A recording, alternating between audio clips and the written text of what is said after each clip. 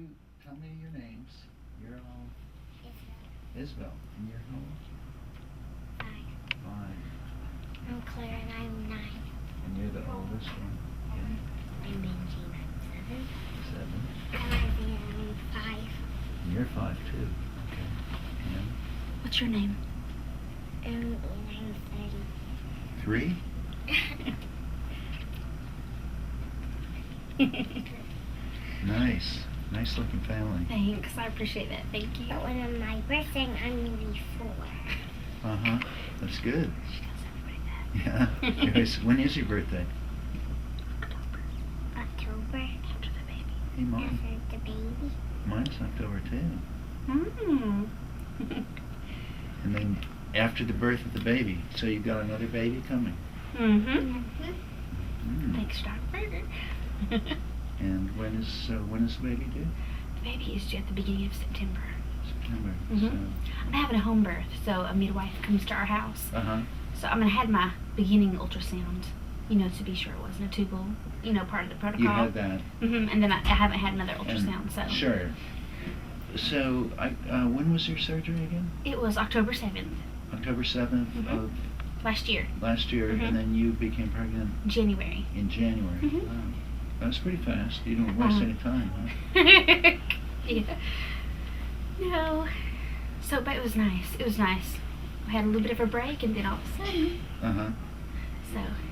And any problems, were there any problems, during the pregnancy or Normal. just normal? Morning sickness. Yeah. So, what were the circumstances? What made you decide to get your tubes repaired when you did? Well, we're probably a little bit different than most families, but we had our 4, and I got my tubes tied, which we immediately regretted that. Just, as you get older, more mature, we think that children are a blessing from God, and so I had my tubes tied. So we became foster parents, and that's how we adopted Isaiah. I see. And then with Isaiah, the laws had changed, and you can only have 5 children in your home if you're adopting through the state. Oh, really? So we did check into international adoption, but that's quite pricey. Uh-huh. So my husband was like, "Well, you could always get your," because a year prior I had seen your website and I kind of looked at it and but it was surgery, but then we really started thinking about it, and then I went like through every little page on the website, and it seemed like a really good thing. And then I did talk to my doctor, and he's like, "Oh, well, they do it in Greenville, but it was kind of expensive, and you had to stay in the hospital for a while." And I just kept coming back to Dr. Berger's website, and it was reasonable. And then women from all over the world came, and when we finally came and did it, I'm glad that we did, because it was a very nice experience. We came, everybody has been so sweet to me and my husband. Yeah. Before the surgery, during the surgery, and after, everybody was just so kind. And then they called the next day, and then, they called me at home, and it has been a really good experience. And it wasn't painful. It was just a little bit, but getting my tubes tied was much worse than this, so. Good. I appreciate it a lot. Well, I think all the staff, they love what they do, and, I can tell. It's nice, to be able to take care of, people like you, and so I think it's good to hear, that everybody's treated you well. Everybody here was really nice. Talked to you like they knew you, and like they had met you before. And being a nurse, at a hospital, sometimes you meet people who are having a bad day, but everybody here, and I saw how they interacted with other people, and it was just so nice.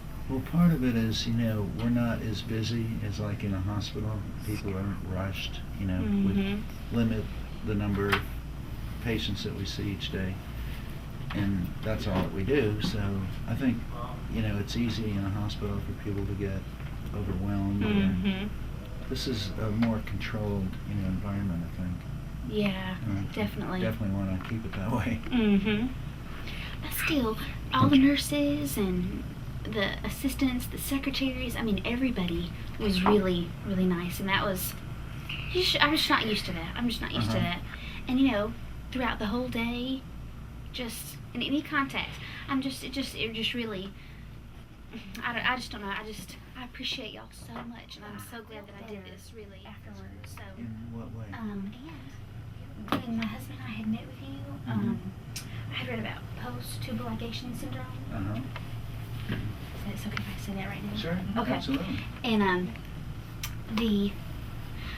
I had my tubes tied for about a year, and with each period, you know, headaches and cramps and an increase in my menses, and I would have to go lay down, and I'd have to take ibuprofen, not just once, but 2 or 3 times. I just got feeling really, really bad, and I looked on the blog pages where other mothers with post-tubal ligation syndrome, that's a big long word. PTLS, you can use the...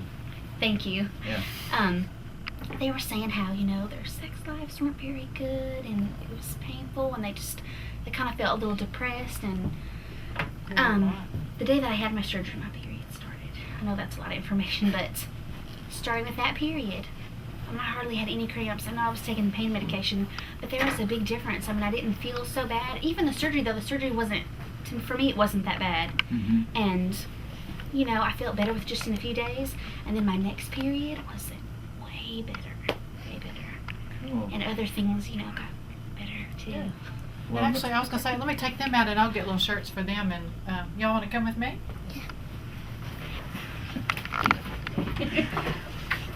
it's so cute. That's because I'm so much fun. So, yeah, this is fascinating. You know, and you're probably aware, I mean, most doctors don't think there is such a thing as post-tubal ligation syndrome. Right. And what was your experience with that like before you came here? I mean, did you look into or discuss that with any other doctors? Well, my doctor in Greenville at Greenville OBGYN, I talked to him about it, but he was like, oh, well,